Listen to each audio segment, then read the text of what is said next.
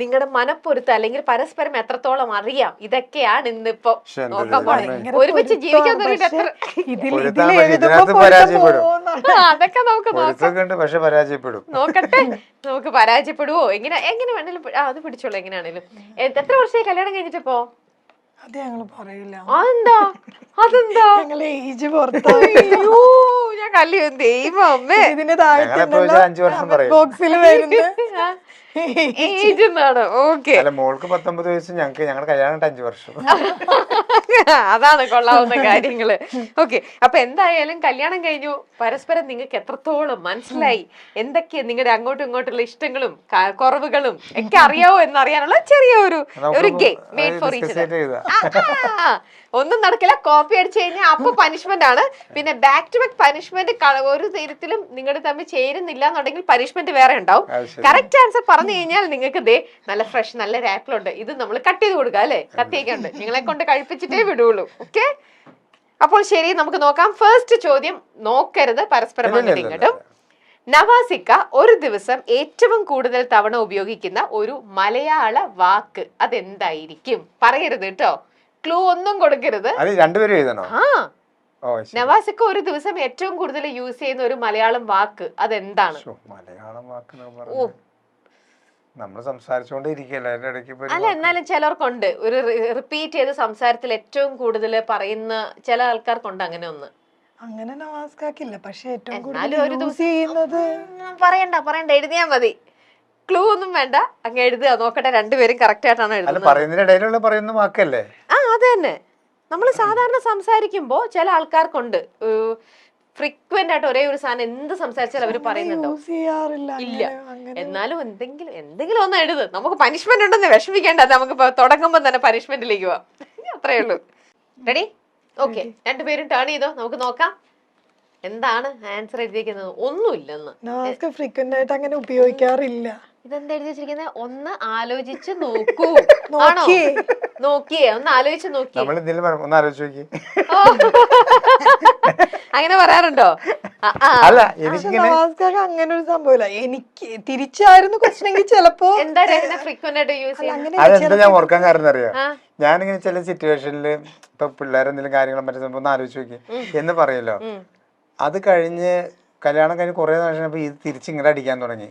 ഒന്ന് ആലോചിച്ച് നോക്കിയത് അത് നമ്മുടേന്നുള്ള ചില സാധനങ്ങൾ അങ്ങനെ കിട്ടും. അത് ശരിയാ, ചില ആൾക്കാർക്കുണ്ട്. ചില ആൾക്കാർക്ക് ഓക്കെ എന്ത് പറഞ്ഞാലും ഓക്കെ ഓക്കെ ഓക്കെ. ചിലർ മനസ്സിലായില്ലേ ഞാൻ പറയുന്ന കാര്യമാണ് കേട്ടോ. അപ്പൊ അതങ്ങനെ ചെയ്യണോട്ടോ, ചില ആൾക്കാർ ഒരുപാട് സംസാരിക്കില്ല. അപ്പൊ അതുകൊണ്ട് തന്നെ നമുക്ക് ഒരു വാക്കുകളും നമുക്കിങ്ങനെ റിപ്പീറ്റഡ് ആയിട്ട് തോന്നുന്നു, ബോറടിക്കില്ല. ഇപ്പൊ നവാസ്ക എന്ന് പറഞ്ഞല്ലോ, അതുകൊണ്ടാണ് എന്റെ മനസ്സിൽ കിടക്കുന്ന ചില സാധനം ഞാൻ പറയുമ്പോ രേനക്ക് അത് ഓർത്ത് വെക്കണം എന്നില്ല. അങ്ങനെയൊന്നും ഇല്ല. ഓക്കെ, ശരി. അപ്പൊ എന്തായാലും നമ്മൾ അങ്ങനെ യൂസ് ചെയ്യുമ്പോൾ മറ്റുള്ളവർക്കാണല്ലോ ഒരു ബോറിംഗ് ആയിട്ട് തോന്നുക. ഇപ്പൊ ശരിക്കും ഇവിടെ പനിഷ്മെന്റ് കൊടുക്കേണ്ടത് രഹനയ്ക്കായിരുന്നു, പക്ഷെ എന്റെ കയ്യിൽ നിൽക്കുന്ന പനിഷ്മെന്റ് വന്നിരിക്കുന്നത് വെച്ച് നോക്കുമ്പോ നവാസിക്ക് തന്നെ നവാസിക്ക് അത് ഏറ്റെടുത്തോളൂ ഭാര്യയ്ക്ക് വേണ്ടിയിട്ട്. വേറൊന്നുമല്ല, നമ്മുടെ ഈ ഷോയുടെ പേരെന്ന് പറയുന്നത് സുന്ദരി നീയും സുന്ദരം ഞാനുമാണ്. ഓക്കെ, അപ്പൊ നവാസിക്ക രഹനനെ നോക്കിയിട്ട് അതങ്ങ് പറയണം. സുന്ദരി നീയും സുന്ദരൻ ഞാനും. പാട്ട് പാടിയിട്ട് ആ പാട്ടങ്ങ് പാടിയാ പോരെ? പാട്ടങ്ങ് പാടിയാ മതി. രഹനനെ നോക്കണം കേട്ടോ. സുന്ദരി നീയും സുന്ദരൻ ഞാനും ചേർന്നിരുന്നാൾ പെരുന്നാള്.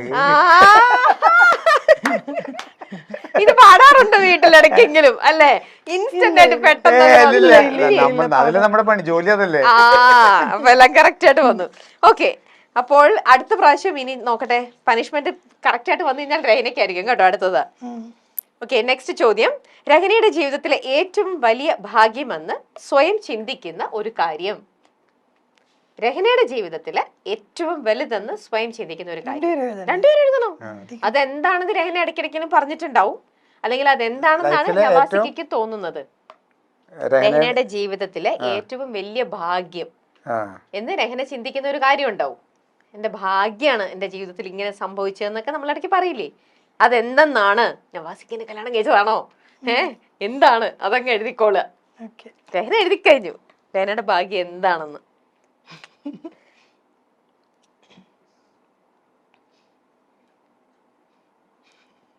കുറച്ച് വലുപ്പത്തിൽ എഴുതണേ. പൊരുത്തമുള്ളവര് പൊരുത്തില്ലാതെ ഇവിടെ വന്ന് പൊരുത്തില്ലാത്തവര് ഇവിടെ വന്ന് പൊരുത്തമായിട്ട് പോവും. എന്താണ് നവാസിക്ക് എഴുതിയത്? ഞങ്ങൾ ഒരുമിച്ചത്. നവാസ്ക. ആ അപ്പൊ കറക്റ്റ് തന്നെ. ഓ അപ്പൊ അങ്ങനെയാണ്. ചോദിക്കട്ടെ രഹ്നയുടെ അടുത്ത്, നവാസ്കയുടെ അടുത്ത് ഏറ്റവും ഭയങ്കര ഹൈലൈറ്റ് ആയിട്ട് തോന്നുന്ന ഒരു 3 കാര്യങ്ങൾ എന്തൊക്കെയാ ഭയങ്കര പ്ലസ് ആയിട്ട് തോന്നണേ? നവാസ്കക്ക് ഭയങ്കര പോസിറ്റീവ് എനർജിയാണ് എപ്പോഴും. പെട്ടെന്നൊന്നും ദേഷ്യമൊന്നും വരില്ല, ഭയങ്കര കൂളാണ്. അപ്പൊ വീട്ടിലെപ്പോഴും ഒരു സമാധാനപരമായ അന്തരീക്ഷം വേണമെന്ന് ആഗ്രഹിക്കുന്ന ഒരാളാണ്. അപ്പൊ നിങ്ങളുടെ കൂടെ പിന്നെയും ശുണ്ടി എടുക്കുന്നത് രഹ്നയാണോ? അല്ല, അത് അങ്ങനെയല്ല, അത് വരാറില്ല. അപ്പൊ അതന്നെ ഞാൻ പറഞ്ഞു. അതായത് ഞാൻ ദേഷ്യപ്പെടാതിന്റെ കാര്യം, എനിക്ക് ഒരു കാര്യം എന്റെ അടുത്തേക്ക് വരാറില്ല. കുട്ടികൾ മുഴുവൻ പോകുന്നത് എന്റെ അടുത്തേക്കാണല്ലോ. അതായത് അവർ ക്ലാസ് കഴിഞ്ഞ് വന്ന് പഠിപ്പിക്കുന്നത്, അവരുടെ മറ്റുള്ള സംഭവങ്ങള്, സ്കൂളിൽ എന്തെങ്കിലും വിഷയം അത് സോൾവ് ചെയ്യണത്, അവരെന്തെങ്കിലും ആവശ്യപ്പെട്ടു എന്നെ കൊണ്ട് ഉള്ള ആവശ്യങ്ങൾ കൈകാര്യം ചെയ്യുന്നത് എല്ലാം ആ ഇരിക്കുന്ന ആള് ഓക്കെ മക്കളെ എന്ന് പറഞ്ഞിരിക്കില്ലല്ലോ. കാരണം അവരുടെ പ്രായത്തിൽ അവരുടെ ബുദ്ധിക്ക് അനുസരിച്ച് അവര് പറയുന്ന കാര്യങ്ങൾ പറയുന്നത് അക്സെപ്റ്റ് ചെയ്യാൻ പറ്റാത്തതായിരിക്കാം. അപ്പൊ എനിക്ക് ഭയങ്കര കൂളായിട്ട്.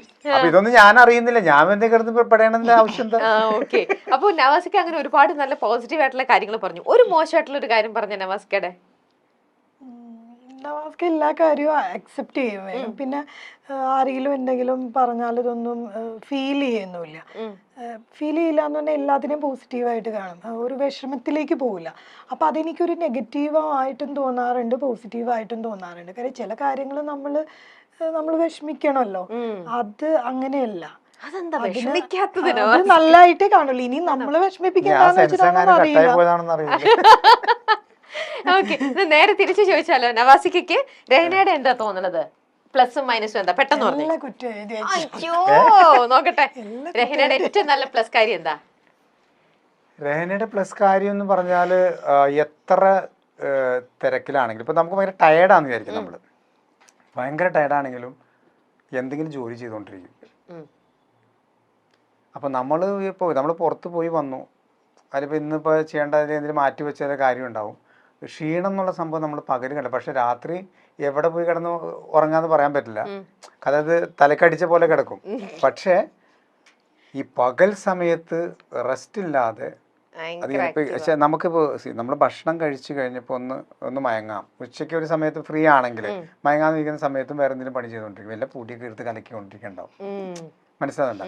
അപ്പൊ തന്നെ കുട്ടികൾ ക്ലാസ് കഴിഞ്ഞ് വന്നു കഴിഞ്ഞാൽ നേരെ പ്രയറും സംഭവമൊക്കെ കഴിഞ്ഞാൽ അവരുടെ കൂടെ ഇരുന്ന് മറ്റു കാര്യങ്ങൾ ചെയ്യും. ഈ സമയത്തൊക്കെ എന്ന് പറഞ്ഞാല് ഒരു 15 മിനിറ്റിലും കണ്ണടച്ചില്ലെങ്കിൽ നമുക്കറിയാം രാവിലെ മറ്റുള്ള ജോലിയൊക്കെ കഴിഞ്ഞിട്ടാണല്ലോ ഈ സംഭവം നിൽക്കുന്നത്.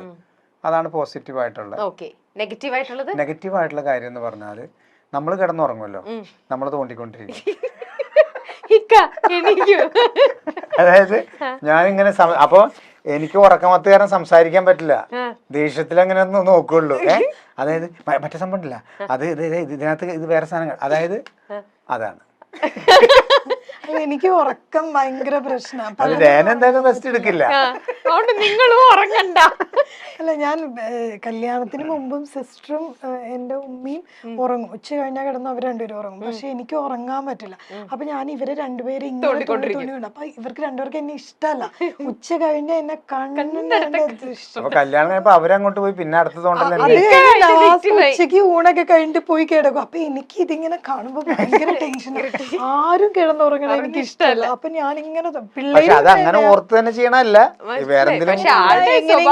ഭാഗമായി അത് എങ്ങനെയെങ്കിലും ചോദിക്കാനുള്ള എമർജൻസി കുറെ കാര്യങ്ങളുണ്ടാവും അല്ലേ? ഇല്ല, ഒരു കാര്യം ഉണ്ടായിട്ടല്ല, മതി ഉറങ്ങണ്ടെന്നുള്ളൊരു ഇതാ. എഴുന്നേറ്റിരി, നമുക്ക് എന്തായാലും മരിക്കുമ്പോ കിടന്ന് ഉറങ്ങാലോ ധാരാളം. ഇപ്പൊ എന്തിനാ ജീവിച്ചിരിക്കുമ്പോ എന്തെങ്കിലും ചെയ്തിട്ടുണ്ടോ? ഞാൻ കുട്ടികളും ഉറക്കം കുറവാ പകല്. പിള്ളേര് 3 പേരും രാത്രി അത് നന്നായിട്ട് പിടിച്ച് കിടത്തി ഉറങ്ങിയാലേ 3 പേരും ഒരു 11:30-12 മണി വരെയൊക്കെ ചിലപ്പോ ഡാൻസ് ഒക്കെ ചെയ്യണ്ടാവും നിന്ന്, അങ്ങനെയൊക്കെയാണ്. പക്ഷെ പകല് അവരെ കിട്ടില്ല, ഉറങ്ങാൻ. എന്റെ പോലെ തന്നെയാണ് വന്നിരിക്കുന്നത്. അച്ഛന്റെ കാര്യം ഗോവിന്ദ്, അമ്മയും മക്കളോട് ആക്റ്റീവായിട്ട് നിൽക്കുകയാണ്.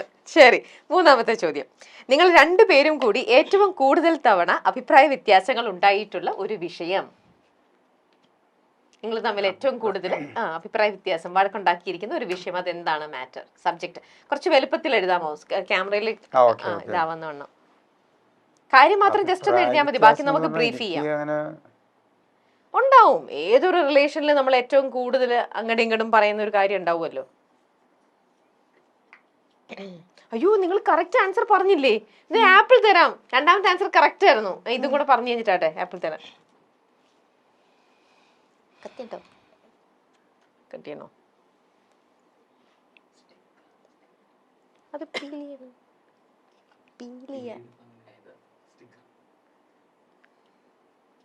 എഴുതി കഴിഞ്ഞോ? ഓക്കെ, ടേൺ ചെയ്തോ, നോക്കട്ടെ. അഭിപ്രായ വ്യത്യാസം ഉണ്ടാവുന്നത് കുട്ടികളുടെ സ്റ്റഡീസിന്റെ കാര്യത്തിൽ. ഒരേ കാര്യം ഗ്രാമർ തെറ്റിച്ച് പറയും. എന്താണ് ഒരേ കാര്യം ഗ്രാമർ തെറ്റിച്ച് പറയുന്നത്? അതായത് ഞാനിപ്പോ ഒരു കാര്യം പറയും, അതിനെനിക്ക് അവൾ ഉദ്ദേശിച്ചിട്ടുണ്ടാവുക, പക്ഷെ പറയുന്ന ഒരു എക്സാമ്പിൾ ഇട്ട് പറഞ്ഞേക്ക, എങ്ങനെയാന്ന് നോക്കട്ടെ. നിങ്ങളുടെ കോൺവെർസേഷൻ പോലെ തന്നെ പറ. അല്ല, ഇപ്പൊ ഇത് തന്നെയാണ് സെയിം കാര്യം. ഞാനുണ്ടല്ലോ കുട്ടികളെ പഠിപ്പിക്കുകയാണെങ്കിൽ ഭയങ്കര പെർഫെക്ഷൻ ആയിട്ട് ചെയ്യും. അപ്പോ അതിനെ സപ്പോർട്ട് ചെയ്തായിരിക്കും നവാസ്ക സംസാരിക്കുക. പക്ഷെ നവാസ്കയുടെ രീതി കാണുമ്പോ വിചാരിക്കും എന്നെ സപ്പോർട്ട് ചെയ്യാതെ വേറെ തരത്തിലാണ് പോണേന്ന്. ആണോ? അല്ല, ഉദാഹരണം അത് പറയാൻ പറ്റില്ല. ഇപ്പൊ എന്തെങ്കിലും വിഷയങ്ങൾ വന്ന് പറഞ്ഞു കഴിയുമ്പോ ഞാൻ ചൂടാവും. ഇപ്പൊ അങ്ങനെ പിള്ളേരുടെ അടുത്ത് പോയിട്ട് അതെന്താണ് അങ്ങനെ സംഭവിച്ചതെന്ന് പറയുമ്പോ നീ അത് ശ്രദ്ധിക്കണ്ടേ എന്ന് പറഞ്ഞിട്ട്, അതെ ശ്രദ്ധിക്കേണ്ടതെന്ന് പറഞ്ഞാൽ നല്ല മൈൻഡിലാണ് നമ്മൾ പറയണത്. അപ്പൊ എന്നോടൊരു കാര്യം പറഞ്ഞിട്ട് അവർ ഉപദേശിക്കാനാണല്ലോ എന്റെ അടുത്ത് പറഞ്ഞേക്കണത്. മനസ്സിലാണ്ട? അതൊക്കെ എന്റെ മനസ്സിലുണ്ടെങ്കിലും എന്റെ ടോണിൽ ചിലപ്പോ ഇത് ഗ്രാമർ മാറിയിട്ട് രഹനയ്ക്കിട്ടായിരിക്കും എനിക്ക് വരും. അപ്പൊ ഞാൻ വിചാരിക്കും അത് ശരി, അവര് ചെയ്തു വെച്ച കാര്യത്തിന് എനിക്കാണോ കംപ്ലൈന്റ്. പക്ഷെ നവാസ്ക എന്റെ അടുത്ത് വഴക്ക് പറഞ്ഞിട്ട് പറയുന്ന കാര്യം അവരെ ഇരിക്കും. പക്ഷെ കുട്ടികളൊന്നും പറയില്ല. പിള്ളേരും പറയുന്ന കേൾക്കുമ്പോ വിചാരിക്കും എന്നെ പറഞ്ഞത്. അപ്പൊ നവാസ്ക പോയി കഴിയുമ്പോ കണ്ട സമാധാനമായാലും വല്ല കാര്യം ഉണ്ടോ എന്ന് പറയും ഇവരെന്റെ അടുത്ത്. അപ്പൊ എനിക്ക് ഭയങ്കര ദേഷ്യം ഒരു കാര്യം എന്താ വെച്ചാൽ ഇത്രയും ചെയ്തു വെച്ച് അത് കഴിഞ്ഞ് ഞാൻ നവാസ്ക അടുത്ത് എന്നിട്ട് ഒരു ഹിന്ദു പരിപാടിയെ കാണിച്ചു നവാസ്ക പറയും ഞാൻ നിന്നെ സപ്പോർട്ട് ചെയ്തല്ലേ സംസാരിച്ചേ. പക്ഷെ കുട്ടികൾക്കും എനിക്ക് മനസ്സിലായിട്ടില്ല അതൊരു അടവാണോന്നും അറിയാൻ പാടില്ല. ലാംഗ്വേജ് ഇവർക്ക് ആർക്കും ഒന്നും മനസ്സിലാവുന്നില്ല. എന്തായാലും മുമ്പത്തെ ഇത് ആൻസറും അപ്പൊ കറക്റ്റ് ആയിട്ട് തന്നെ കൊടുക്കാം.